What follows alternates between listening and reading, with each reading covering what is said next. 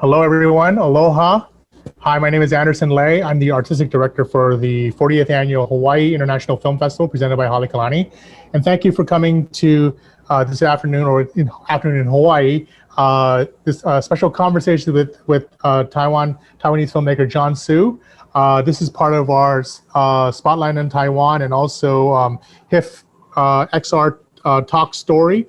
As we chat with John about his innovative work across many mediums, especially in VR and Machinima, and look at the new workflows that are happening in today's filmmaking, led by Taiwan's innovation in virtual reality and XR technology to tell new ways of storytelling, as well as retaining the development and production of traditional cinema. John's career has really started as a gamer, So and it was very, we're going to have this really enlightening conversation about his work. This special conversation is part of the Spotlight in Taiwan, and I want to give many thanks to our sponsors, the Ministry of Culture of Taiwan and the Taiwan Academy in Los Angeles, for presenting, supporting us every year for our annual Spotlight in Taiwan section. With the Spotlight in Taiwan, we are presenting 4 feature films, including John's breakout hit, Detention, which is based on the very popular indie video game, and also 2 short films, and also several of his recognizing several of his VR works as part of the HIFF40. So before we start, I just want to introduce also the moderator for our panel, Sue Ding, who is basically our HIFF40 programmer for this year. She curated all the XR works here at HIFF. She's also an award-winning documentary filmmaker and also a new media artist. And you may see her latest work, the short documentary, The Claudia Kishi Club, which is currently on Netflix. So without further ado, I'll pass the baton to Sue, and you can start the conversation. Sue? Great. Hi, everyone. Thanks for joining us. And thanks, John, for talking with us today. So I guess let's just start at the beginning. I mean, what first drew you to working in film and television?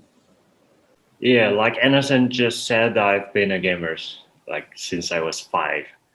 And I didn't know anything about movie until I entered film school. And by that time, I finally started figuring out what filmmaking actually was. And even that, I wasn't so sure if I'm going to dive into this industry right after graduation. So the only thing I remember in college was that I was trying to make video games in a film school. So I've been playing a lot of games. I was playing a lot of games and also making some short free indie games on the internet. And one day, I think it's toward my graduation of film school, and I suddenly had this idea to make a short film about online games. And that somehow made me like a kickstart of my career. So I couldn't say that I am have some kind of a unique talent for filmmaking, but I guess the reason I became a filmmaker is that I want to talk about themes about digital culture. Yeah. Mm-hmm. And so also early on in your career, you founded a Machinima studio. And we're creating, for those of you who don't know, Machinima is films that are created from video game video capture, essentially. And so how did your Machinima work intersect with the more traditional filmmaking that you were doing? Did your Machinima projects kind of influence how you approached your other film projects or vice versa?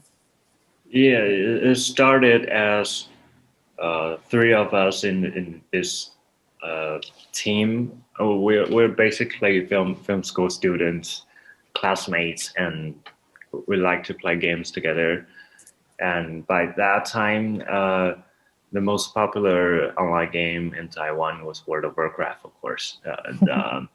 And we're all playing that, and we know about Machinima because there were a lot of American and European machinima makers were making those short videos, and there was one time the Taiwanese publisher or the photograph started a contest, a video contest. They want to make some Taiwanese machinima too. So we thought that we're studying filmmaking, so why not just try to make some. So we entered that contest and finally won the first prize and started collaborating with Blizzard Taiwan, and that's pretty much the reason we started making that. And I think we've been making that for about 10 years. It's almost at the same time with my first TV feature.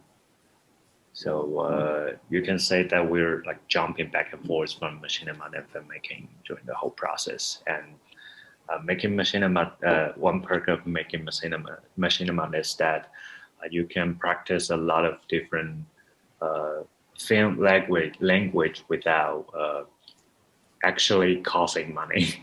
Sure. Yeah. So it's for example that you can easily create a car chasing scene without all those cars and without all those like a very expensive set, which is kind of difficult for Taiwanese film industry. But by practicing through that, it teaches a lot. Yeah, I can imagine for film students as well. It's a way to kind of explore with big action scenes on a film student budget. So tell us about your feature film Detention, which is screening this year at HIFF, as Anderson mentioned, and is based on a popular video game. I think, how did you approach adapting a video game into film? What elements of the game were most difficult to kind of translate into film? Yeah, Detention Detention, the game was like a huge hit in Taiwan back in 2017, and it was not only the top one best-selling game in Taiwan, and also I think it hit top 3 globally on Steam within just 1 month. So it was like a surprisingly like a huge hit. And I remember the first time when I heard about the game was 1 year before the release, and I saw that just like a tiny screenshot with it, like some gaming news sites reporting about a Taiwanese indie team is making a psycho horror adventure game that's based in the Taiwanese history that's back in the 60s. That was the only thing we know about Detention during that time, but I was already hooked because it's been a long time we don't have this kind of a quality indie game for quite some time, and I immediately added it to my wish list, and and I finished the game on the release day within just 3 hours. Oh, wow! And what I didn't know was that I cried like a baby after playing the game, because I didn't realize that they had such a powerful story. It wasn't just a regular horror game. Yeah, it has a story that can basically touch every Taiwanese audience's heart, and it's also a story that only a Taiwanese storyteller can tell.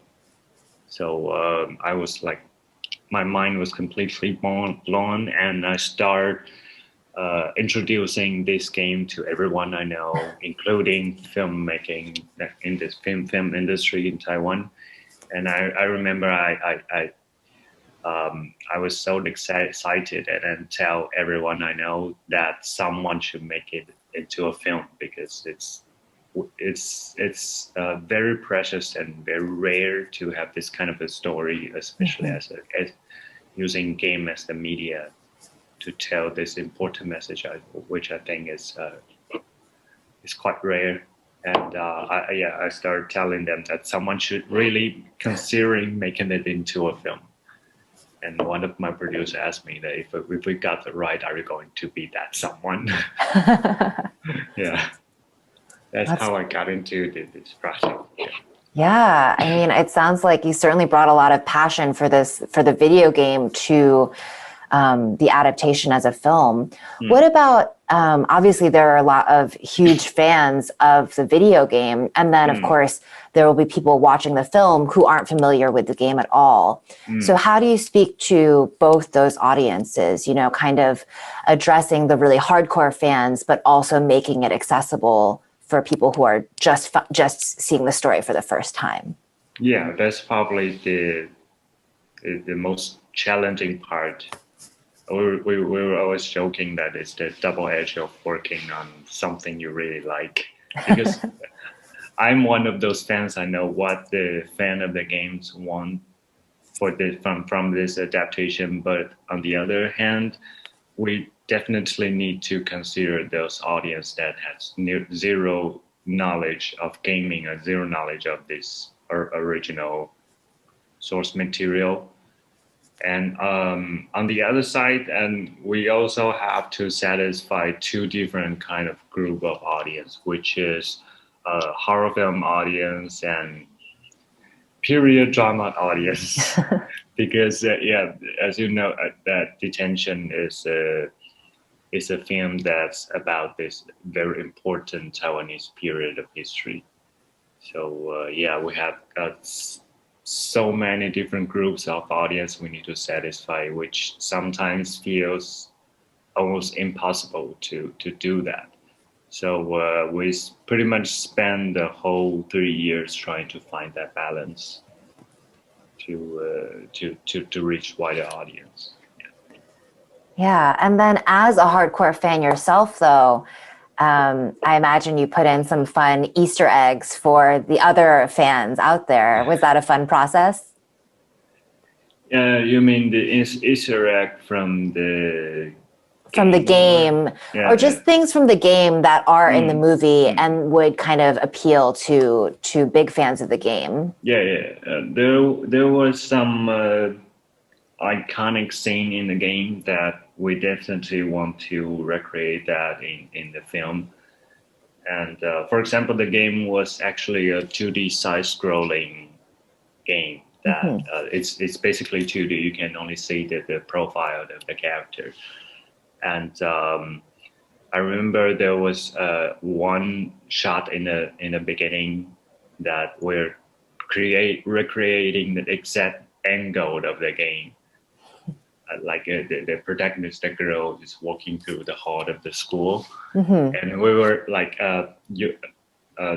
turning up the game with the console and trying to figure out that which angle that is, and we changed the camera angle to fit that the movement and the angle and the lighting as well. And I remember when we pulled that off, we were so excited. We took the picture of the screen grab and send it directly to the game development team, only to get a response from them saying that why are you sending us our own game screenshot? yeah, that was kind of like one of the Easter egg that we included in the film. But and there are also a lot of like very iconic scene in the game that we somehow found a way to reasonably including them. Yeah. That's great.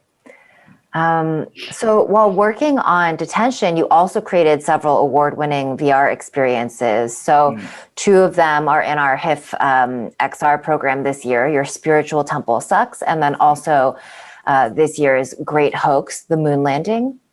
And so how did you get involved in the VR XR space? I think that has something to do with the reason why I make Machinima. Like making Machinima in VR for me is like a runaway from traditional filmmaking. Yeah.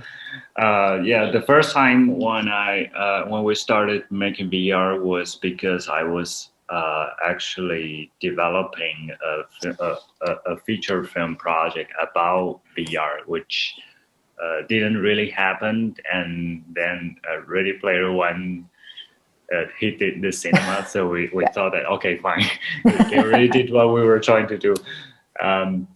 but it was because of that we thought that it might be helpful to actually make a VR film before writing about VR. And we had this wonderful opportunity from Kaohsiung Film Festival. They were the first film festival in Taiwan that's funding VR project, including co-production between different countries. So we're very lucky to be included in the first edition of this fund, and that's how Your Spiritual Temple Sax was made. And maybe it was because of my experience with game development. So that kind of storytelling narrative was structure was, to me, was like homecoming. Like it, because it's like something like making a game and making a film. Yeah. So the process was very delightful, and we played a lot of things that we couldn't do in the film, like what we did do in Machinima. And yeah, then it just kept happening. And then my second VR project, which is the Grey Hoax. This time we're trying to because your Spiritual Temple Sax was a 360 video. So after making that, we thought that if we were making VR, making it into interactive experience might be a natural evolution. So we definitely wanted to try that. So that's how Grey Hoax was happening. It was also founded by Kaohsiung Film Festival and Public Television of Taiwan. And I remember the first time the public television and Kaohsiung Festival asked me about this project, they were saying that I think it was around the 50th anniversary of Apollo 11, which is last year. Was it last year? I forgot. Yeah. Yeah, and they were saying that they want to make something about Apollo 11. They want to make something about the actual moon landing, and they pitched that idea to me. And because of the nature of my creative works, that I tend to make everything into a satire or comedy, except Detention, because Detention is probably my most serious film to date. And we came up with this idea of what if Taiwan wants its own moon landing, but we don't have the budget for that. So the story is about that the Taiwanese government wants to follow the rumor of the conspiracy behind Apollo 11 and want to fake our own moon landing.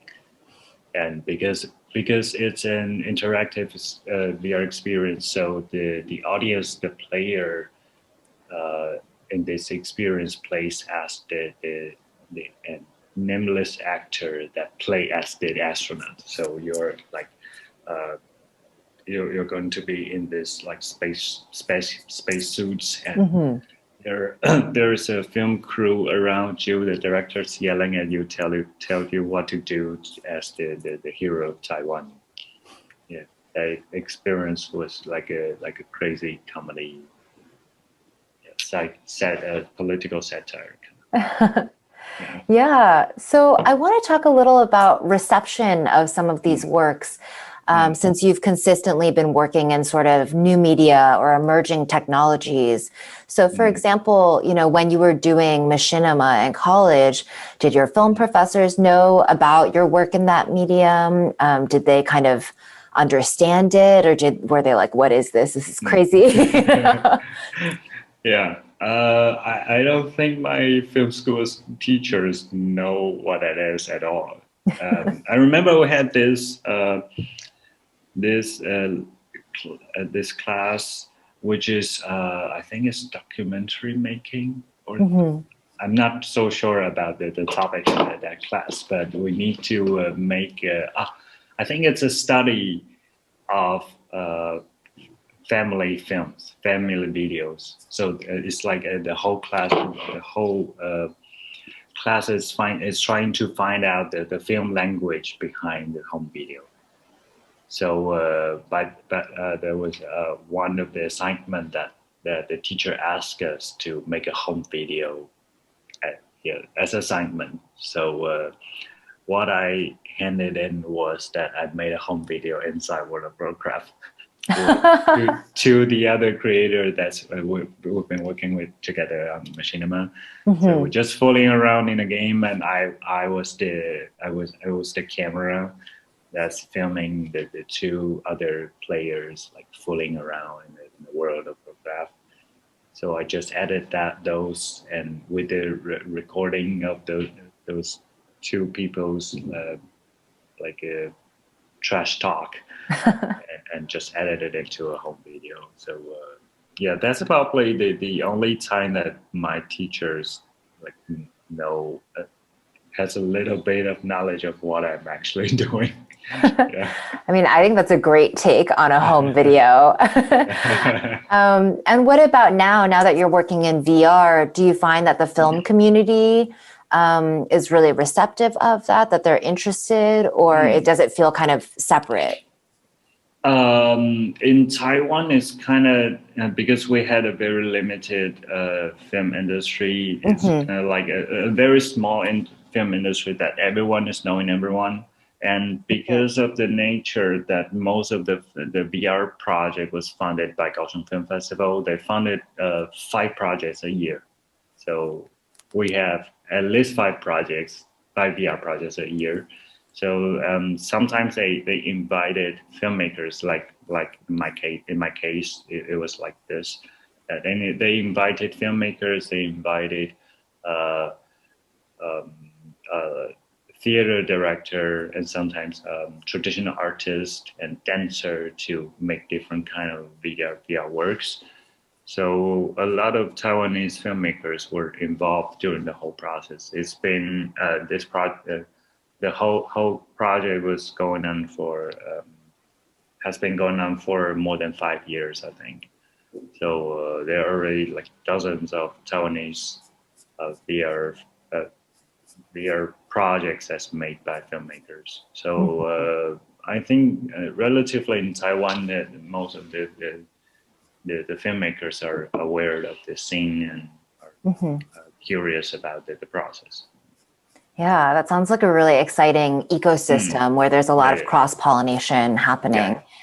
Yeah. So, now you're a feature filmmaker, you're working in VR. Are you thinking about producing a video game and going back to your original goal at any point? Yeah, it constantly pop up in my mind, but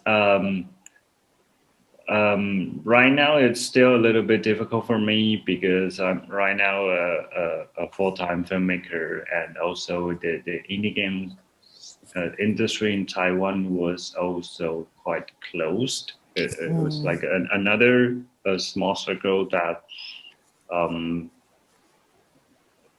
it wasn't that open to too many ideas from outside of the industry. So, but after making Detention, we built a very good relationship with the developer of the game, which is Red Candle Games, and we became very good friends and constantly talking about games, films, and other stuff. And we were thinking about making something together in the future right now.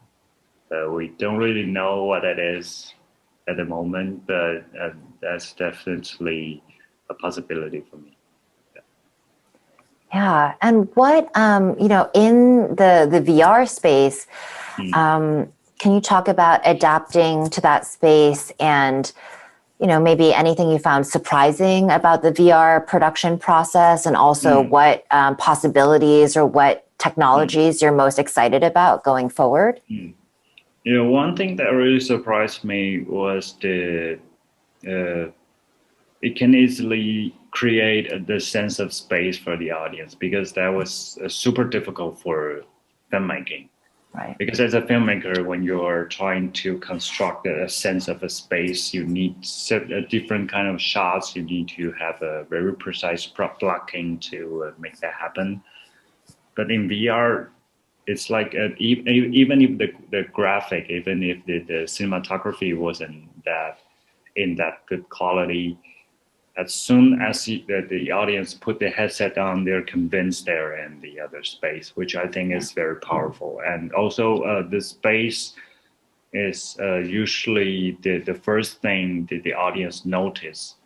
And they don't really care about the story, they don't really care about the character, but the first thing they're going to notice is that where am I? Why am I here? What am I watching? And they're going to spend a lot of time checking those tiny items and checking the refrigerator and and the back. That's something that you can they will never do watching a film. So the process of receiving information is completely different than watching a film. So which is pros and cons, right? Because on the one hand, the space is so easy to establish, but then if you have a scene playing out with characters, people might not be paying attention to that. They're like super easily distracted. I remember in your Spiritual Temple Sax, there's a later scene which is like a virtual cinema with a lot of fake Pikachu watching the screen. And the reason we made that scene is that we want people to focus on the screen, not everything else. So we pretty much just like make the other side of the video completely dark, and there you can and we found that there are still audience trying to figure out if there's anything in the back. So it's like something that you cannot control anymore. You can only hint the audience where they're going to look, but you can never force them. Yeah. And so, I mean, your Spiritual Temple Sucks is a great satirical, comedic experience. And you've talked about your attraction to kind of dark comedy. Can you just talk about where that came from? And are you going to, is your next film project going to stay in that kind of satire vein? Yeah, the reason we because your Spiritual Temple Sack was it's joking about a traditional Taoist ritual, and in the Taoist one of the Taoist ritual they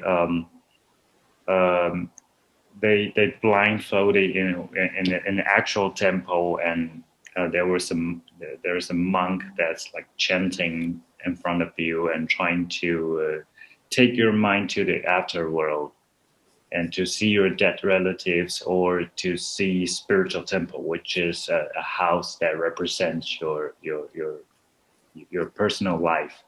For example, if you don't have a very good income, that you'll find out that in the house that you don't have any rights in that house. It's like there are a lot of symbolical items that represents your real life, and you can ask one of your guardian gods to fix that part of the house, and so to fix that your own fortune. So we have this kind of a traditional ritual, and the reason why we want to play with this ritual is that since VR came out in 2016. And a lot of people are wondering what actually is VR and what actually is AR. Sometimes it's hard to explain that. But in Taiwan, we had this joke that saying that the VR is like this ritual because you're being blindfolded and taken to the outer world. And AR is like the ability to see a ghost. So we had this like a pun, playing with the explanation of VR and AR. So we thought, why not we just like using VR to make this kind of a ritual, but in a crazy way. Yeah, that gave us this idea. So we started to do research on this ritual, because even as a Taiwanese, it's not like everyone is familiar with the ritual. It's a very old and traditional ritual. And we found a group picture of a group of people trying to get the ritual. You can see that around 40 people in the temple, and they're all being blindfolded and sitting on the spinning chair. It's exactly like when people are watching Yeah. Yeah, that's great. What about for just like satire and comedy generally? Do you have projects lined up in that genre? Do you have like favorite inspirations that you look to for comedy? Yeah, I've been a big fan of comedy since the beginning. Since the beginning of the film school, that I started watching a lot of different films, and basically like 99% of my short films are either comedy or satire. So after making Detention, which is like what I said, is like the probably my most serious film to date, I want to kind of go back to the root, but also being able to use the experience I gained while making Detention. So I'm right now working on my second feature project, which is going to be a horror film satire. Yeah. Great. So it's a natural evolution. Yeah, kind of like that. So we have a question from the audience. Are you also a fan of tabletop games like Dungeons and Dragons? Yeah. In Taiwan, we don't really have that kind of culture. Even if I know what it is, and I've seen video of playing of a player playing that, but no, I don't have any personal experience playing with that. Yeah. And what about just generally video game genres? Are you mostly attracted to kind of horror, or is there a specific genre that you're most interested in? Yeah, I basically play everything. Yeah. I have every console and also play on PC, and it's a little bit similar to my interest in films, that I am open to all kind of different kind of films, and being a graduate from film school, that we kind of need to know what art house films are about. So that also opened me up to the other kind of different way of telling stories with films, and that's the same with games. So I've been playing a lot of indie games recently, and especially in recent year, and that's why I got to know about Detention. And but I also basically most of those popular blockbuster games, I was my habit is that I will always give it a try. Yeah. So we're nearing the end of our time. So two quick last questions. One is from Anderson. What should I currently play on Steam? What am I personally? Okay. It's not on Steam right now, but I just started the new Assassin's Creed, which was released like 2 days ago, I think. I haven't turned on my Steam for quite a while. All But right. I've been playing with on Switch recently as well.